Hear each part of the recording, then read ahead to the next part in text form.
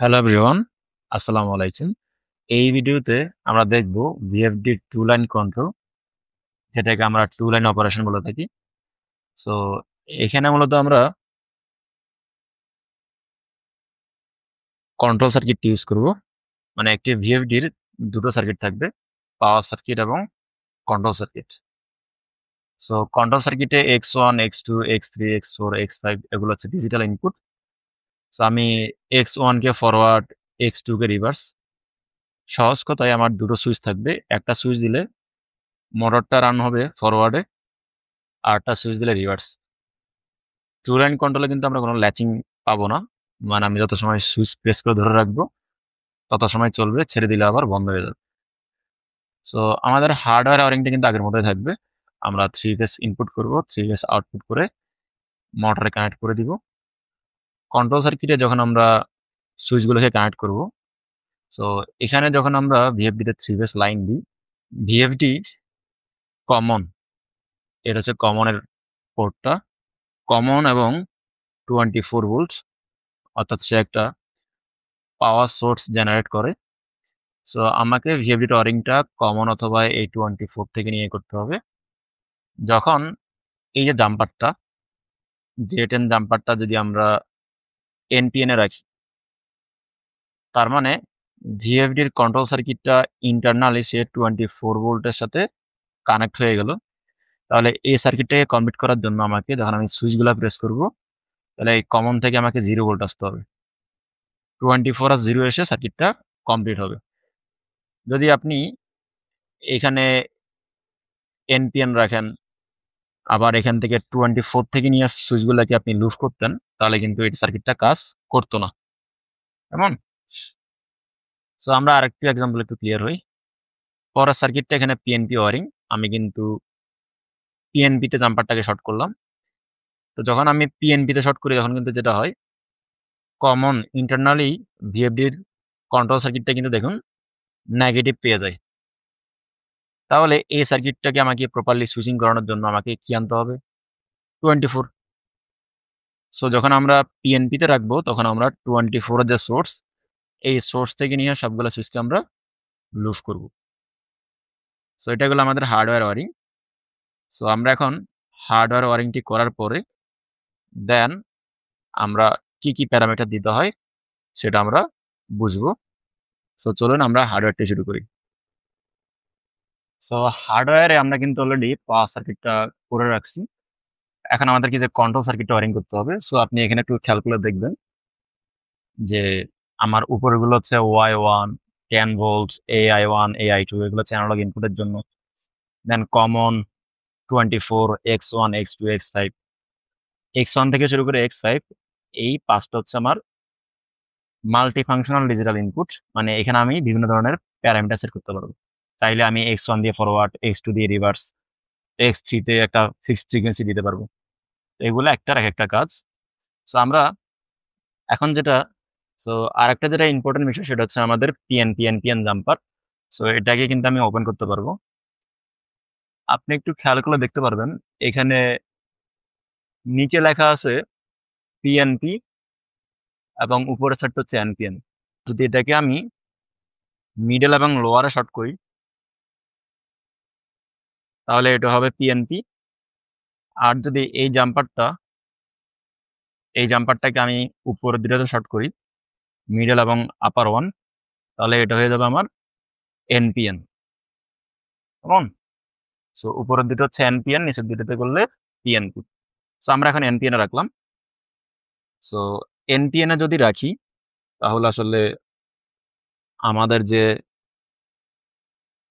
Wiring diagram, এটা কি করতে হবে, আমাকে কমন থেকে নিতে হবে। কেমন? কমন থেকে নিয়ে সবগুলো সুইচে লুপ করে ওই পার্টটা আবার ভিএফডির X1, X2 তে আনতে হবে।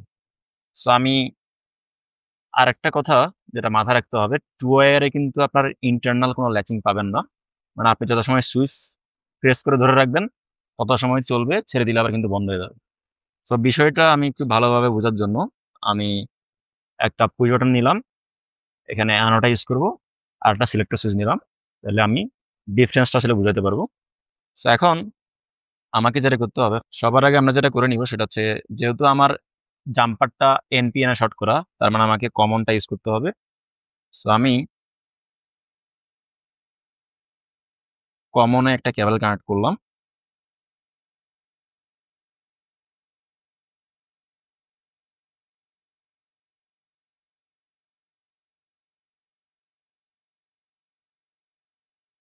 দেন এই কেবলের অপর প্রান্তের সাথে আমি আমি আরেকটি কেবল শর্ট করলাম, কারণ আমাকে দুইটা সুইচের লাইনটাকে লুজ করতে হবে, শর্ট করতে হবে। সো আমি এই কেবলটাকে অ্যানো সুইচে কানেক্ট করে দিচ্ছি।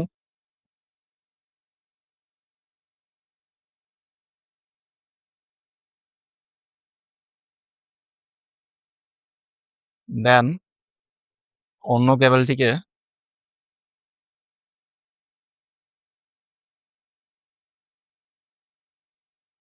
আমি নিয়ে আসবো আমার একটি অ্যানো সিলেক্টর সুইচে।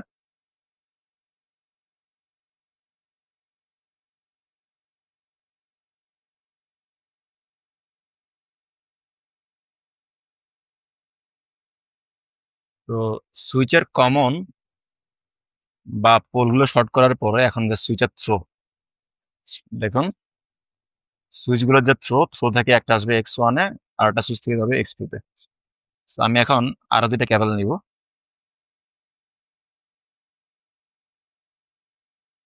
সো আমি আরো দুটি কেবল আমি নিলাম। তার মধ্যে একটি কেবলকে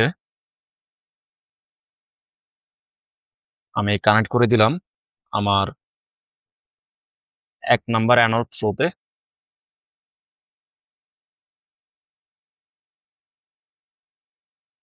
সো এই যে 1 নম্বর অ্যানোড যে থ্রো এর কেবল, এই কেবলটি কানেক্ট হবে X1 এ। সো আমি এখন এই কেবলটিকে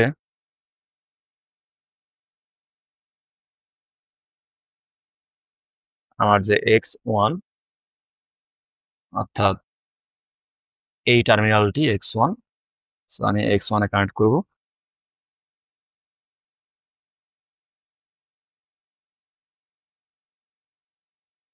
অপর কেবলটিকে আমি সিমিলারলি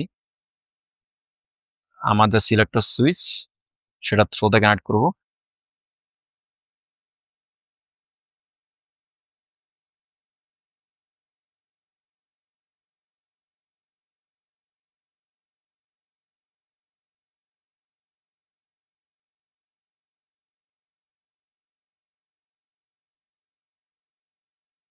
থ্রোতে কানেক্ট করার পরে এই কেবলটিকে আমি আমার ভিএফডির, দেখুন, অন্য একটি ইনপুট X2 তে আমি কানেক্ট করব। সো এই কেবলটিকেও আমি অন্য একটি ইনপুট X2 তে আমি কানেক্ট করে দিলাম। সো এখন আমাদেরকে যেটা করতে হবে, পাওয়ার দিয়ে আমাকে এই প্যারামিটারগুলো আমাকে সেট করতে হবে। সো আমি ফার্স্ট অফ অল ভিএফডির পাওয়ারটাকে অন করব। তো ভিএফডির পাওয়ারটা অন করার পরে আমাদেরকে প্রথম যে প্যারামিটারটি খেয়াল করতে হবে সেটা হচ্ছে অপশন অফ কমন সোর্স, অর্থাৎ F00.02। এটা আগে আমরা রাখছিলাম কিবোর্ড কন্ট্রোল, বাট এখন যেহেতু আমি X1, X2, X3 দিয়ে কন্ট্রোল করব, আমাকে রাখতে হবে টার্মিনাল কন্ট্রোল মোড। সো আমি আগের মতোই স্কেপে ক্লিক করলাম। দেন এখান থেকে এতে থাকবো, এন্টার প্রেস করব। সো আমার F002, এখানে এখন আমাকে চুজ করতে হবে 1। দেখুন 1 দেওয়ার পরে যে আমি স্কেপ দিয়ে বের হয়ে আসছি, আমি কিন্তু এখন রান দিলে এটা রান হচ্ছে না, কারণ কিপ্যাড রানটা এখন আমরা রাখি না, এটাকে আমরা ডিসেবল করে দিছি। রান কমান্ডটা আমরা X1, X2, X3 তে নিয়ে আসছি, অর্থাৎ টার্মিনালে আমরা নিয়ে আসছি। সো এটা করার পরে আমাদেরকে পুনরায় আমরা স্কেপ দিলাম, এতে আসলাম। পরের যে কাজটা হবে আমাদের F00.3 তে, F00.03 অর্থাৎ option of terminal control mode. Terminal control mode মূলত দুই ধরনের হয়, 2 ওয়্যার এবং 3 ওয়্যার। তো এখানে 2 ওয়্যারের জন্য প্রথম দুইটা প্যারামিটার অর্থাৎ 0 আর 1টা কাজ করবে আসলে, যে জিরোটা হচ্ছে কি terminal running and forward reverse. So আমরা একটু সর্বপ্রথম জিরো দিয়ে একটু দেখবো আসলে কাজটা কিভাবে হচ্ছে। সো আমি যদি স্কেপে এসে পুনরায় আসলাম 3তে এসে এখন যদি আমি এখানে 0 করে এন্টার প্রেস করি এবং স্কেপ দিয়ে বের হয়ে আসি, এটাতে 0 সেট করার পরে টার্মিনাল রান। এখন আমাকে চলে আসতে হবে সুইচগুলা, অর্থাৎ আপনার x1 x2 x3 ইনপুট কোনটার কি কাজ সেটা ডিফাইন করে দেওয়ার জন্য। সো আপনি যদি x1 এর কাজটা ডিফাইন করতে চান আপনাকে আসতে হবে f0 2.00 প্যারামিটার। সো আমি যদি এখন স্কেপ প্রেস করে এন্টার প্রেস করে যদি আমি অ্যারো বাটনে প্রেস করে এটাকে 2 করলাম, 2 করার পরে 0 তে আসলাম। এখন এখানে কিন্তু 1টার ডিফল্ট অবস্থা সেট করা আছে। 1 মানে হচ্ছে আমার টার্মিনাল রানিং, কেমন? সো এই টার্মিনাল রানের সাথে কিন্তু আগের যে প্যারামিটার f03 এর যে টার্মিনাল রান, এর সাথে কিন্তু একটা সম্পর্ক আছে, এটা আমরা এখন বুঝতে পারবো। তো আমি এটাকে টার্মিনাল রান রাখলাম, রাখার পরে আমি এন্টার প্রেস করে দেন 01 অর্থাৎ হচ্ছে x2 এর যে প্যারামিটার এটাকে আমি 2 দিব, অর্থাৎ রানিং ডিরেকশন ফরওয়ার্ড রিভার্স। তো আমি এখানে এন্টার প্রেস করলাম, এখানে 2 আছে, আমি 2টাই পুনরায় এন্টার করে বেরিয়ে আসলাম। এখন আমি যখন ডুয়েল স্কেপ করে হোমে আসবো, তো এখন আমার কিন্তু x1 সুইচটাকে প্রেস করলে সে ফরওয়ার্ডে রোটেট হচ্ছে, ছেড়ে দিলে বন্ধ। যেহেতু 2 ওয়্যার, আপনি যত সময় এখানে পাওয়ার আসবে তত সময় কিন্তু চলবে। সিলেক্টর সুইচটাকে আমি যদি অন করি, অর্থাৎ রিভার্সের ইনপুটটাকে যদি আমি অ্যাক্টিভ করি x2 কে, দেখুন আমার কিন্তু রিভার্স ইন্ডিকেটর কিন্তু অন হয়েছে, বাট সে কিন্তু রোটেট হচ্ছে না।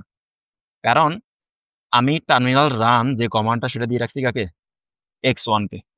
এখন যদি আমি x1 সুইচটাকে প্রেস করি তখন কিন্তু সে রিভার্সে রোটেট হচ্ছে। মানে আপনাকে যদি আপনি এখানে